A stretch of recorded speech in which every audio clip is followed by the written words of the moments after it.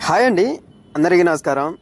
ఇప్పుడు మీరు చూస్తున్నది మన అమరావతి రాజధానిలో రహదారి విస్తరణలో భాగంగా నెడమర్రు దగ్గర రహదారి విస్తరణ అయితే జరుగుతున్నది. ఈ ప్రక్రియలో భాగంగా రహదారి వెంబడి ఉన్న చెట్లనైతే పెకిలించి అంటే శాస్త్రీయ పద్ధతుల్లో పెకిలించి వాటిని మరొక చోటైతే తరలిస్తున్నారు.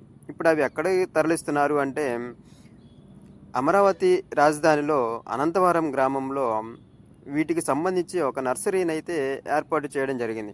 ఇలా తీసిన చెట్లన్నీ అక్కడ నర్సరీకి తరలించి అక్కడ శాస్త్రీయ పద్ధతుల్లో వేర్లకి రసాయనాలు, ఎరువులు చల్లి అలాగే డ్రిప్ ఇరిగేషన్ ద్వారా వేర్లకి నీటిని అనేది అందించి ఈ చెట్టుని బతికించేలాగైతే చేయడం జరుగుతుంది. ఆ తర్వాత వీటిని ఎక్కడికి తరలించి పెట్టాలి అనుకుంటారో అక్కడికైతే తరలించడం జరుగుతుంది. ఇవి అమరావతి రాజధానిలో నెడమర్రు వెళ్ళే గ్రామంలో అయితే ఈ మొక్కలు ట్రాన్స్‌లొకేషన్ అయితే చేయడం జరుగుతుంది.